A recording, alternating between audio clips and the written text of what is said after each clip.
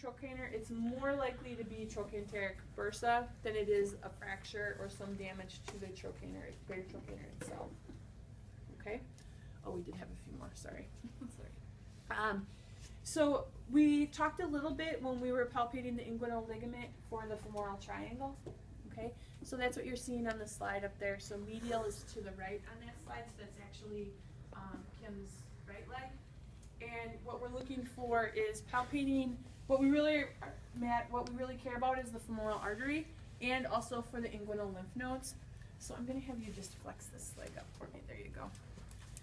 So found the ASIS. I found her inguinal ligament.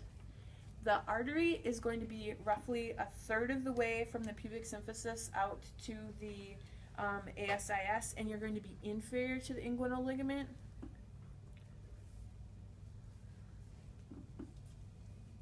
Okay, so she has a nice pulse right there.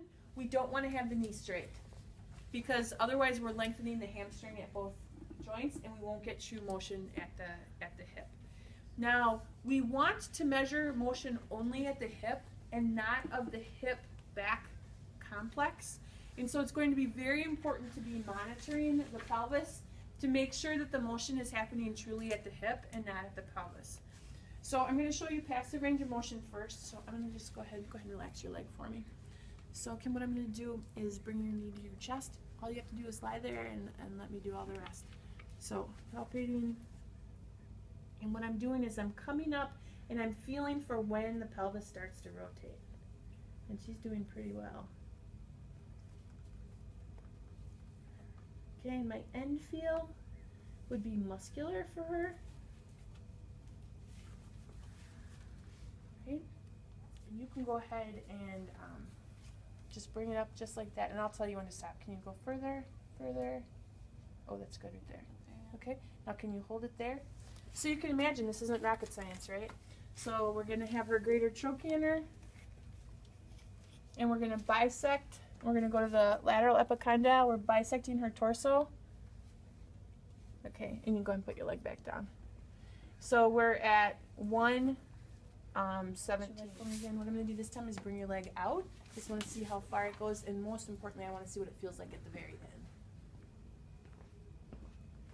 Okay, she has a capsular end feel there. So for measuring abduction, your stationary arm is going to go across the two ASISs, and your axis is going to be the ipsilateral ASIS. Okay, so I have them there. I'm going to hold that down. Now I'm going to go ahead and bring your leg out. The knee can either be bent or not bent. Go ahead and relax your leg. Good. Now I'm going to check. Good. And come on back up. Just move this leg over. Are you comfortable like that? So I'm going to show active range of motion this time. So I'm just going to have my hand here. What I'd like you to do is bring this leg over to your other leg without moving your pelvis. So go ahead and, good, and keep your toe pointed up for me. There, perfect. So now I can measure that. The landmarks are the same.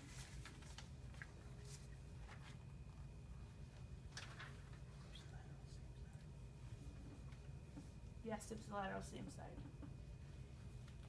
So 0 to 14 degrees. So if they're, I don't know if I missed this, but if they're not 90, do you just subtract that from the number you get, or do you put them in 90? You put them in 90, and they will be able to get to 90. That would be unusual for them to not to be able to get into 90. Extension. Now we have to worry about hip flexor tightness, and that's going to be really important. So here, we don't want to have the knee super flexed, because if we have it flexed, we're actually lengthening the hip flexors. Okay? So I am going to, so you can either monitor the PSIS, is what I like to do is really have my hand all the way around her pelvis. So I'm on her PSIS posteriorly, and I'm on her ASIS anteriorly. Some of you won't have that hand span to do that. Make sure you're monitoring somewhere. So then, go ahead and relax your leg for me. I'll go ahead and take it. So passively, I'm going to bring her up. What the person is going to want to do is abduct and come out. So you want to make sure you're doing single plane motion and come straight up. I also have my hand right on her patella, which isn't going to be very comfortable. So you want to move it up a little bit. Sorry, Kim. So I can bring that leg up, and she has a muscular end feel. Now for this one, for me, I would not be able to measure this goniometrically and hold her leg up. So I would need someone else to hold the leg while I did the measurement. Okay? What you wouldn't do, let me relax, you would not ask an aide to move the leg. You need to move the leg, ask the person to hold it there, and then take the measurement. Okay? One, you need to know what the end feel feels like. And two, that aide is not qualified to know what end feel is.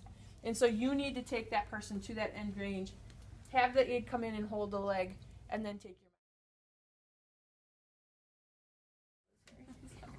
There you go. Okay, so it's important that this limb be parallel to the table surface and that it's not hanging down. Because I needed her to scoot forward, if you look at the position of her left upper leg versus her right upper leg, do you see that this was pointing down? I wouldn't want to measure that on this leg, where this leg is lined up correctly. And I don't want to run over your toes. So here, I don't think I knew that you had your. So now what we're going to do is measure her rotations.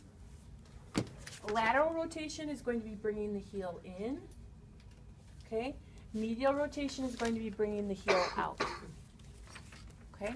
So you'll have to play with that to believe me, but it is true. I wouldn't lie to you. Okay. So we're gonna go in.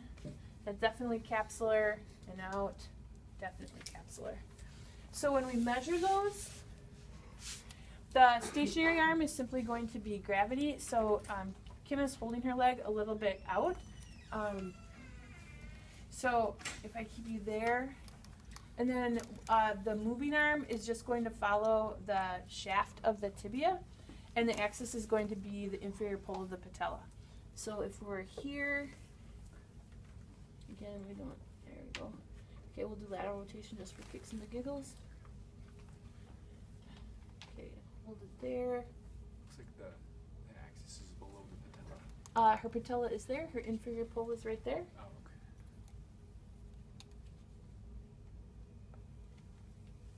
okay. And I care more that I'm getting along the shaft and I'm perpendicular.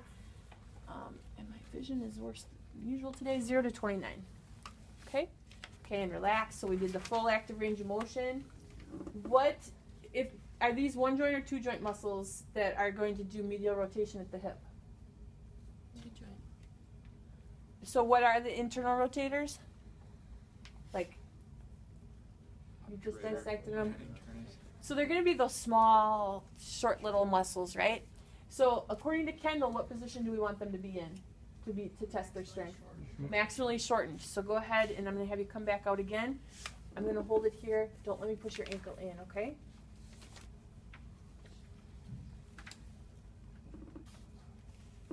And relax. Now, a lot of compensations that you'll see the body tilting, you'll see hip flexion, you'll see for the other direction, you'll see abduction. Part of what I'm doing with this hand is stabilizing. The other part is monitoring for what's going on that I can't see because I'm focused down here. Okay? Manual muscle test grade are the same as before. For this lab practical exam, we'll be going back to what are the agonists and how do we isolate them. So we're going back to that original question. Here we're testing the muscles as a group. Okay? So then lateral leg down now this way, okay? Now the other thing is you don't want to have your hand, I started out with my hand like this. Go ahead and relax. When I have my hand like this, she's going to want to kick this way, right? And I don't want her necessarily, for a lot of reasons, to kick that way. So what you need to do is make sure that you're applying resistance just to the inside so that you aren't resisting that quad at all. So go ahead and bring it in again. Hold it there.